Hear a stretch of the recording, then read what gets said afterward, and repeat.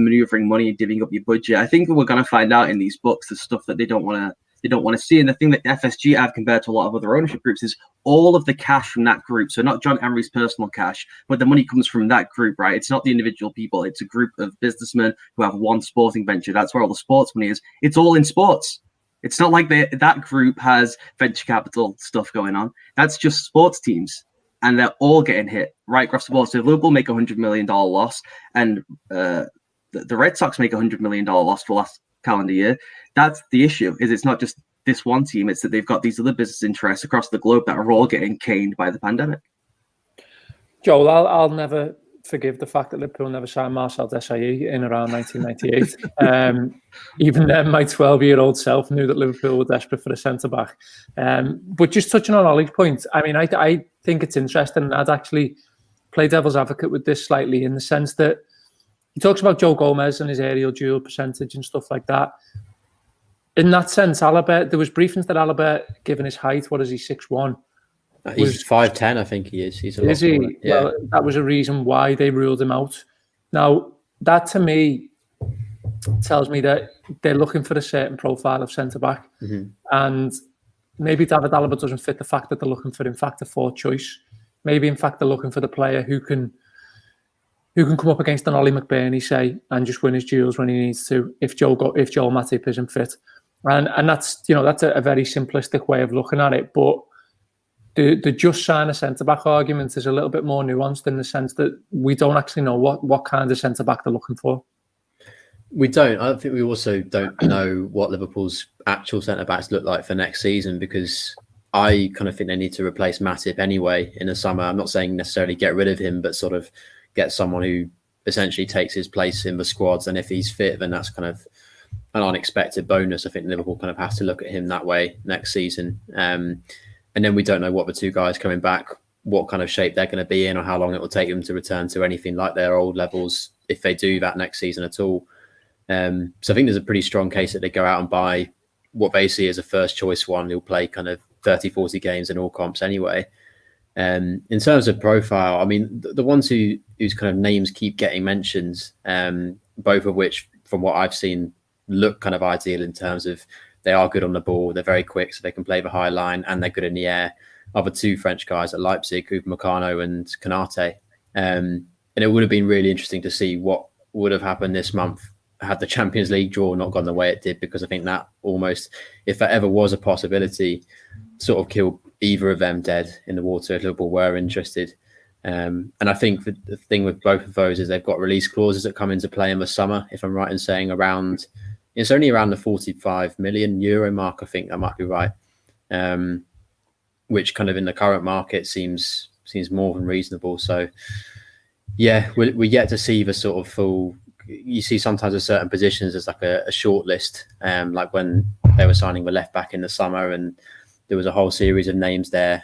I think Reguilon was on it as well. Tsimikas, obviously, Jamal Lewis. We don't really know who those centre backs are, but yeah, you're right to say that it's not as easy to just go out and buy someone, because they have a very kind of narrow list of attributes that they're looking for.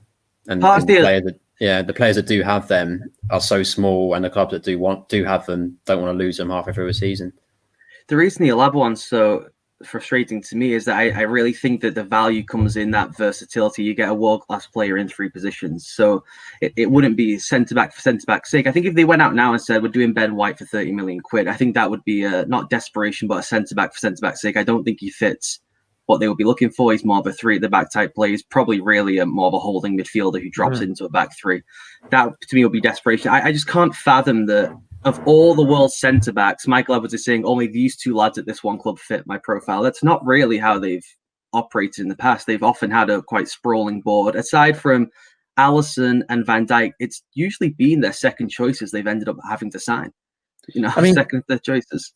I mean, given the form and given the obvious problems that we can highlight and will do on here, is the priority now a centre-back? That as mad as that sounds, with two centre midfielders playing there, this is a Liverpool team that isn't scoring goals and isn't conceding them. And I think what my argument to you yesterday, Ollie, was on our call was that you can see the profile of an attacker more than you can a centre-back at the moment.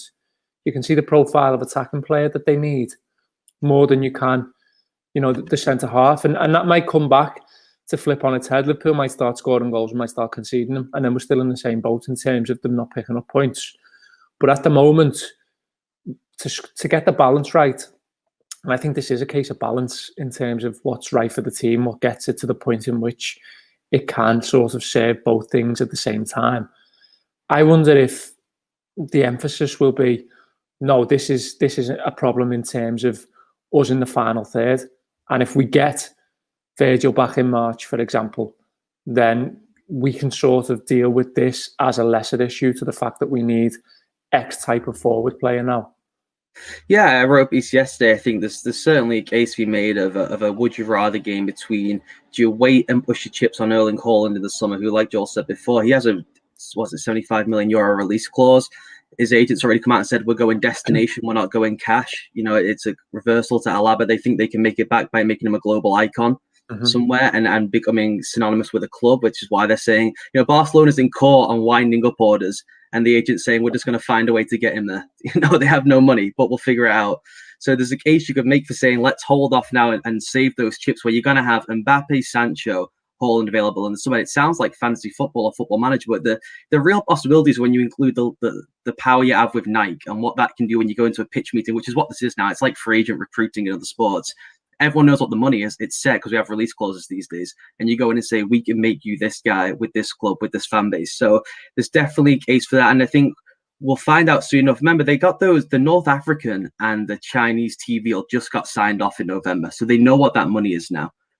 So I really am not buying, as much as they have all these financial issues, that it's a pure cash thing. There's no way they would magically have 50 million quid in the summer to go and buy one of these Leipzig centre-backs that they can't use at some point. Now, I think it probably is more likely that they're having meetings saying, do we really need this? Do we believe, based on the discussions we've had, that, like Joel said, Van Dijk and Gomez will come back as close as possible to before? And so it's probably better to say, let's evolve a little bit. Let's put the chips into getting one of these big star players up front.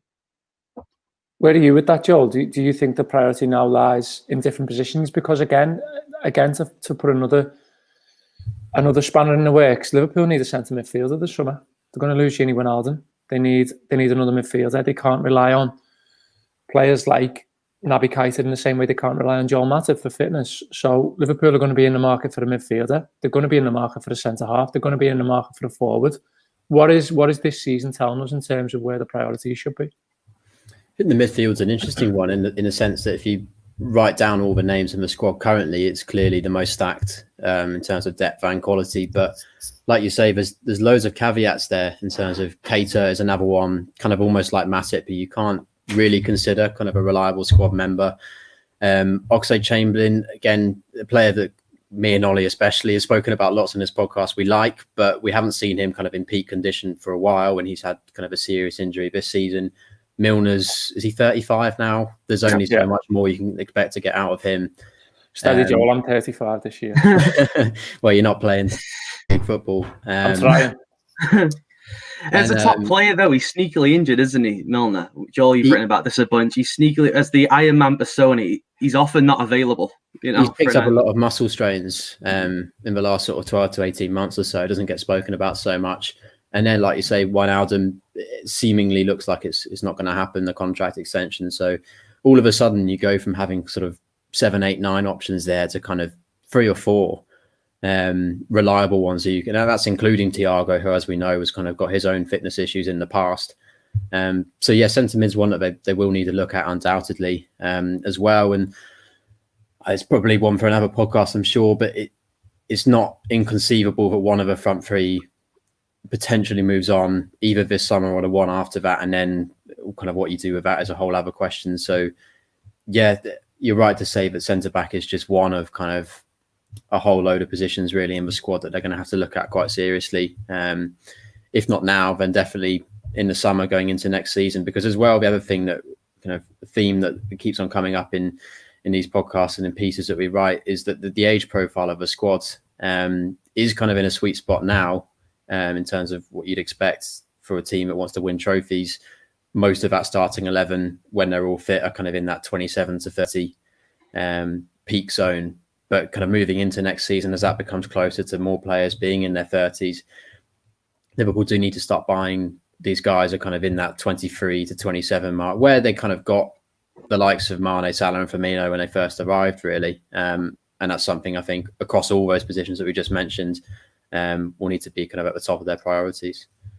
I think there's an evolution to come. And I think we talk about this, teams in transition, teams needing to evolve. I think Haaland's perfect for what we should want to be doing. And I think that when you look at what's prevalent now in terms of this season and the issues that they're having, look, I think this is a blip. I think this is nothing more than a collective dip in form. And I think we'll be looking back on this in as little as 2 weeks' time and saying, yeah, that this might cost us, but it was nothing more than a temporary thing. But in the long term, I do think Liverpool need another option. And I think that isn't to downplay Erling Haaland's ability as some kind of battering ram. But there is the sort of problem solving, as Pep Lijnders calls it, element within the attack that I think Liverpool are just slightly shy of. And they can partly fix that when Diogo Jota comes back. But to have another option on top of that, which is completely aesthetically different in its makeup and one in which adds another way to play, that just offers opposition managers and coaches, no way of knowing how you combat this Liverpool side who can beat you in any manner of ways. So, if the low block thing carries on being a factor, to have that other option then to say, well, this is how they combat this is it's basics for a team that should be winning things and is, trying to be the best they can be for while it's together. That's common sense to me. I think the other thing, Ollie, worth referencing, and I don't know whether this is any solace to us, but nobody is spending and everybody has something to lose. And it feels like this window is going to be a complete write-off in terms of transfers. And that tells me that obviously the pandemic is a massive issue, but it also tells me that for the likes of Everton, Leicester City, the two Manchester clubs, all with massive, sort of aspirations on the line here, the realisation of what is financially going on is soon to hit home for everyone, I think. Yeah, I think that there had to have been some kind of thought that they would have something back by this time now when they were spending, because they spent like normal in the summer. They briefed all summer long that it wouldn't be a normal summer. For much of the summer, it didn't look like it. The average value of each transfer dropped massively. The total volume of transfers dropped massively. And then that final 3 weeks, they all just said, whatever, we'll just going back to the norm. Once one person went, they all went. Liverpool went and signed Diogo Jota and Thiago within a few hours of each other. After it looked like they were going to sit out the whole window. So I do think some of the reality of it and how sustained it's been is going to hit home now. I mean, the knock-on consequences for this, just personally in people's lives, is devastating. You look through the Football League now, there are redundancies galore because the money is just not trickling down the way it ordinarily would. And you have clubs in the Premier League level all the way down, at least the ones who don't have kind of an oligarch who can just underwrite the costs, they've been working on 4-month models for 2 decades. And now you had to have a sustainable, basically 26-month model. And most of them don't. And I think that's the one thing, I guess, if Liverpool don't spend, you can give them some credit that they've always briefed sustainability and they've always suggested that this is about 20 years, not 20 months. So that is in their favour. But you're right. I mean, if no one's spending, it's really hard to be the first to get into the market when you don't have crazy sums of money to just go and throw at someone. You kind of need everyone's and the dominoes to be moving and agents to be willing to put deals together for you. And if everyone's saying, even for their clients, saying, look, we could do the move now, but we really want to wait till the summer because we might end up getting 150 grand a week here rather than 100 grand a week. And so we're all just going to sit it out and wait it.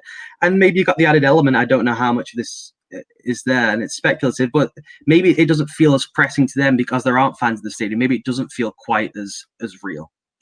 Right, it's like, do we really need to go and do this now? I'm going to go and spend 20 30 million quid to what end? I think you are right on that. It's really interesting on that Champions League point. I would have thought someone like Everton, who's in financial distress, would maybe take the gamble on the Champions League and say, let's go and get 2 players, and it's a massive game of blackjack. But if we make it, that our whole pandemic costs are basically covered by getting the Champions League TV money. So I think that's an interesting one. But yeah, Liverpool have rarely been the team to be like the first to market. And you're kind of waiting to see if anyone starts anything now. And the one would be Chelsea, I think, right? If they made a move in January with Lampard, it doesn't look like it's going to happen, but maybe they would jump back into it. you think it's also a case that the players are holding back a little bit, Joel? You know, Harry Kane, for example, can he guarantee that Tottenham can give him what he wants if they have another season where they don't qualify for the Champions League, if the fans don't start coming back? Do you think this isn't just a club thing? Do you think it's a collective sort of sitting on our hands approach from those within the game and saying just wait and see who's got the money basically come the summer? I think definitely. In years to come, I think that in general we'll look back at this season as, if not a write-off, then a kind of, it is a massive anomaly. We have to treat it as that in terms of kind of what Ollie said there is interesting, that it's not just us for fans that it feels a little bit weird, but almost the people who are in the game, running the game, in charge of the money, involved in the game, looking at it and the payoff that you get from the big wins, even from winning trophies. Yes, there's the financial benefits which you want, but in terms of kind of how it all feels and how we'll kind of come to regard those achievements this season, that's not to play it down because Liverpool are kind of in a bad run of form and we're not so certain about their title chances anymore. But I think it is one where, like you said, there's a lot of wait and see going on. And yeah, kind of come the summer, and we don't even know. You would hope by next season that kind of stadiums, if not completely full, are kind of, there's more consistent fans there, and that starts to become a thing again, and then that can be factored into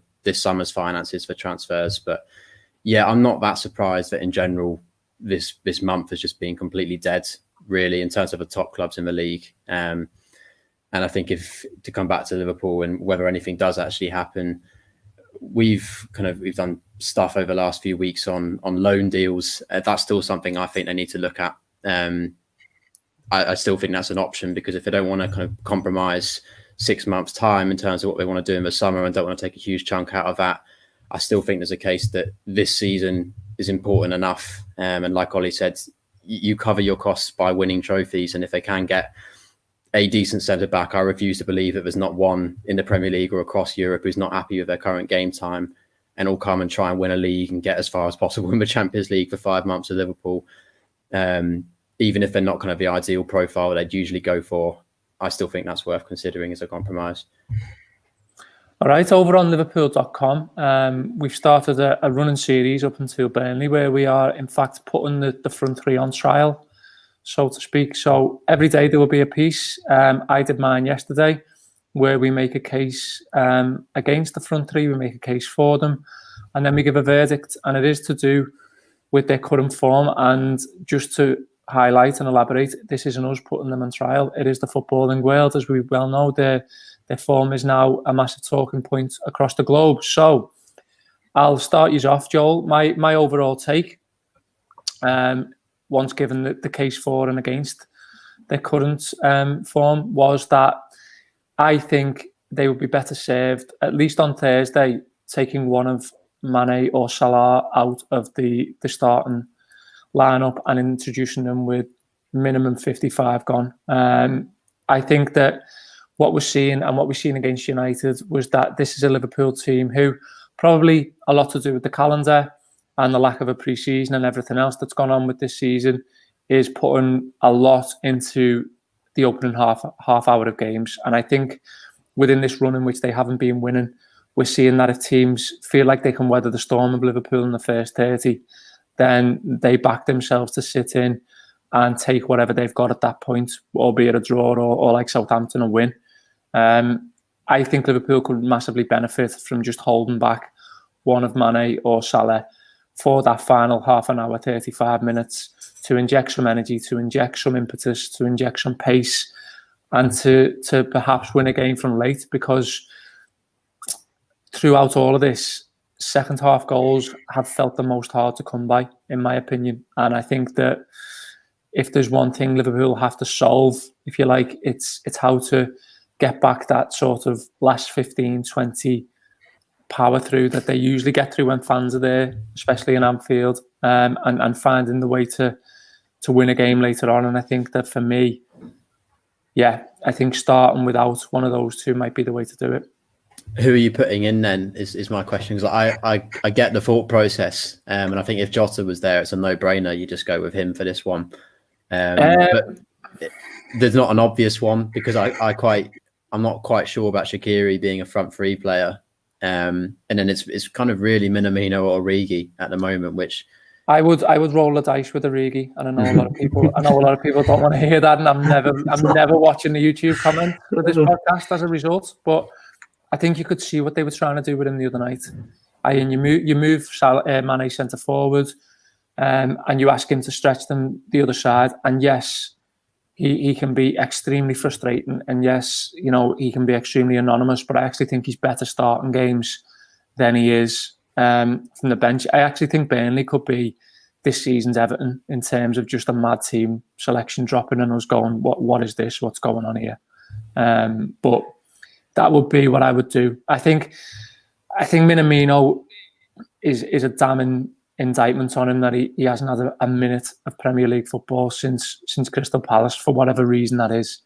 And yeah, we can put him in, but I think to have him and Firmino in the same team is something that is going to cause you problems, especially against the Burnley side, which is just so narrow and so compact. So yeah, I'd be doing Origi from the left. I'd be doing probably Mane through the middle, and I'd hold Salah back. So I think it's a way of doing it, and especially like you say when Jota comes back. But there is something has to give it, I guess, is the point that I'm making now at the minute in terms of getting them to enjoy the enterprise a little bit more. It seems as though those three, above all others, are the ones who feel like they're suffering most and are not enjoying it most. Yeah, I think my answer to this is kind of in contrast to yours, really, is to kind of just play them back into form. I know that seems like kind of the boring approach, but I just think any of the changes that you do make there without Jota as an option sort of just make Liverpool weaker and change the style quite significantly. And I think if we're looking at the United game, that has to be a bit of a standalone, I think, compared to the ones that came before it. I think it's tempting to lump all those games, West Brom, Newcastle, Southampton, United, in as a kind of cohesive thing where the same problems happened in all of them. And I don't think that really was the case. I think in the 3 games before United, post Mane scoring the opening goal against West Brom, that big chunk, there was a lot of similar problems in terms of getting the ball up the pitch quickly, getting the front three in the right positions to hurt teams. Liverpool being too safe on the ball, not taking enough risks, the fullbacks struggling to get forward like they normally would. That was all kind of evident in those games. I think United was a really different one, in that there were tons of chances. Ollie wrote something yesterday about the fullbacks. They were getting into all their normal positions quite a lot, especially in the first half. And the delivery just wasn't there, or the decision-making was wrong. Same with the front three. I think Firmino was probably guiltiest of a lot, where there was a couple of times where he just needed to play in Robertson, or he had a clear shot on goal and he just scuffed it along the floor and the chance was gone. Salah, again, he's doing a lot of this thing at the moment where he's getting the ball exactly where you'd want him, up against a defender, and he's either just running into a sea of bodies and losing the ball, or he's turning back on himself and taking the easy option as if he's scared to kind of try and go past players. I think Mane is probably the one who's not playing anywhere near his best, but is dropped off the least. I still think he's kind of a threat when he's on the pitch. I think when you watch them at the moment, what's frustrating is that they don't do a lot of the interplay that has been such a feature of them as a trio in the past. It's like watching 3 kind of individuals trying to all do their own thing slightly separately. And it all feels a kind of little bit disjointed and separate. And I think in part that's a lack of confidence. Maybe there's mental, physical fatigue from the amount of football they've played. We talk about kind of continuity and stability and everything as being something you want in football, but these guys have been playing together for a long time now with not a lot of rest repeatedly. And I do think it's interesting when you look at Liverpool's best attacking performances this season. I was talking to Ollie about this morning. Games like Atalanta away, Palace away, Leicester at home, they're all games when that front three aren't all starting. You've got at least one of Jota or Minamino in, and it's almost like having that slightly different element for the other two just freshens it up a little bit. And that spontaneity seems to work a little bit for Liverpool. So having said that, ahead of tomorrow night, I can just see a scenario. If you play Minamino against Burnley, you can just see him getting out-muscled and knocked around all over the place by the likes of me and Tarkowski. It just doesn't feel like a game for him. So I think you do kind of just have to back the front three to play themselves through this, and they do need a little bit of luck as well. I think as much as they have been playing poorly, there's been times in the last few games where, you know, Mane could come away having won 2 penalties against Southampton, and we're looking at that as a good 2-1 win.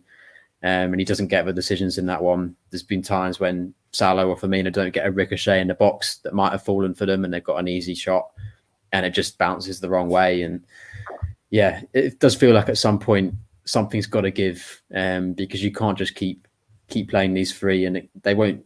You would have to think they won't keep performing this badly for another few weeks. So yeah, hopefully in a month's time we're not having the same conversation about the same problems. But I think for me, yeah, you got to back them to get themselves through this run.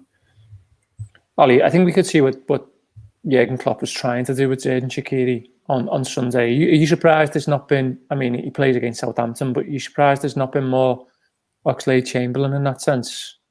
I have, yeah. He looks so rusty against Southampton, and they've seen him obviously so much more in training. You do wonder if he's a player who just needs a longer, wider berth to get back up to full sharpness. The Shaqiri thing was really interesting. Playing him on the right as a traditional 8 was not something I expected at first, and until, let's see, an hour ago, I was like, I thought that was the wrong decision. He should have been on the left side naturally. And then Joel pointed out to me that where you get the more natural drifting into what looks like a pseudo 10 role, and you maybe free some space. If someone goes with him, you free more space for Trent. And that is like the whole goal here, is how can we get Trent in his normal positions?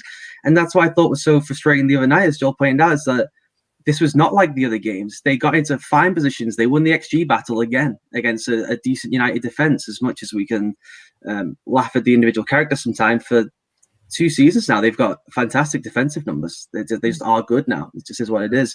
I really like having the wild card in there. The Shaqiri arriving late to the edge of the box. He had that shot where I think he hit it. It deflected off someone and rolled past De Gea. That is perfect. That's all you need. And just having that different option, as you noticed on the site yesterday with missing the Coutinho and long range efforts, they just need some diversity into the attack. They just, something needs to be different. That the speed has gone from the attack. That front three specifically struggles against low blocks. It's just we've had such a long run of it now that it just has become factual. It's no longer subjective. And having just something a little bit different, and usually it'll be the fullbacks creating something magical. They're just not playing well, the two of them at the moment.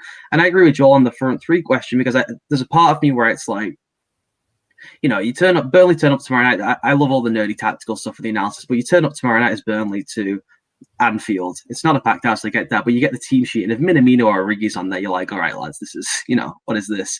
If you turn up and it's those guys, you know, it's just a different situation to me. I think you've got to play him through it. I think that the way to change things is to have Xherdan Shaqiri there in an unusual role, like I said, a bit deeper in that 8. And the way they played it at the weekend was like a 3-4-3 essentially.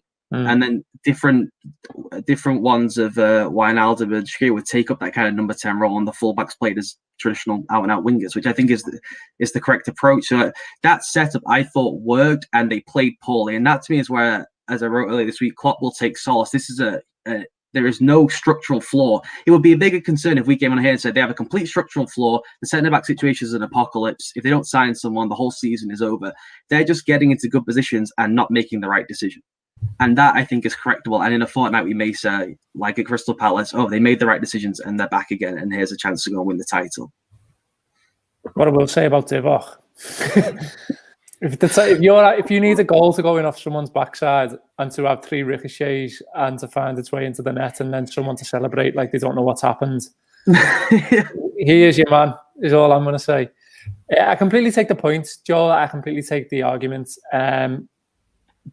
It's a strange time, though, isn't it, in the sense that this is sort of the first time we're seeing Liverpool and Jurgen Klopp not crisis manage, but trying to manage Liverpool through what can be defined now as, you know, a substantial slump in form for a sustained period. He hasn't really had to do that, and he hasn't had to do it as the person wearing the crown, if you like, for the last 2-3 years, but time he's been at Liverpool. It's a completely new situation for him. I mean, we touched on this last week. It's the antithesis of everything he wants from a season.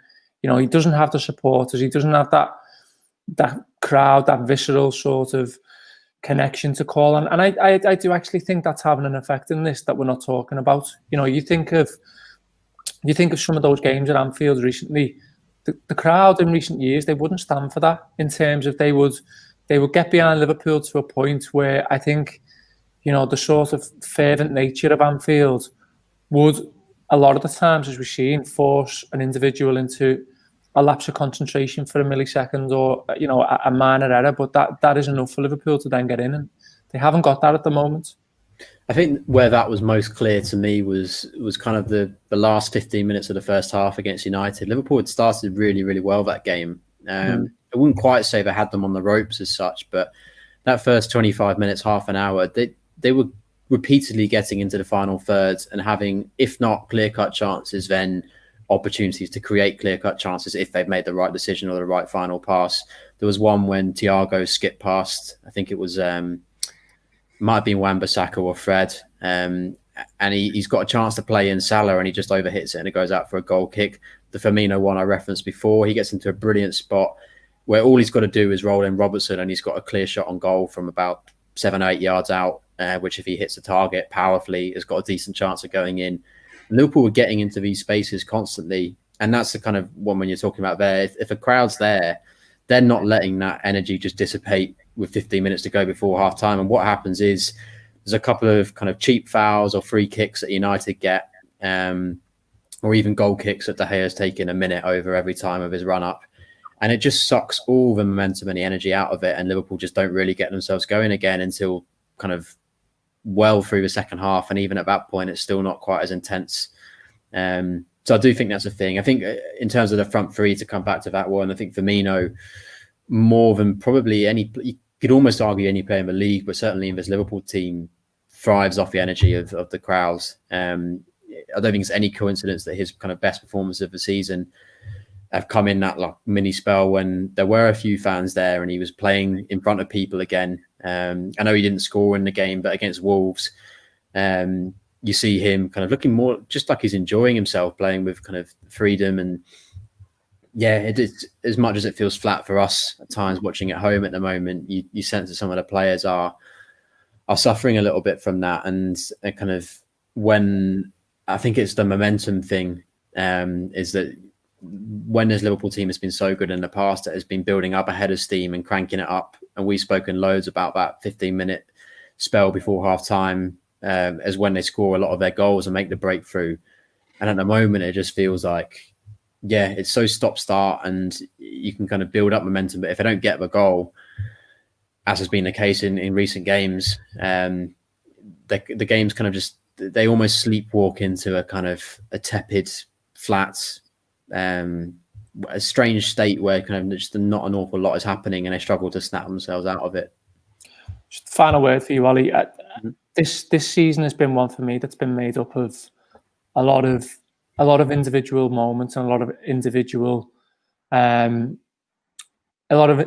brilliance in terms of one or two players doing something extremely well, and the rest sort of carrying. It's the old sort of playing the piano and carrying it type of analogy that you can come back to. And I think with Liverpool we've seen that. I think we've seen players in form at different points of the season carrying them through. We had Jota, we've had Curtis, Gini Wijnaldum, across 3-4 game runs have been the guys who've gone, okay, I'm gonna be the shining light here. I'm gonna be the architect, if you like.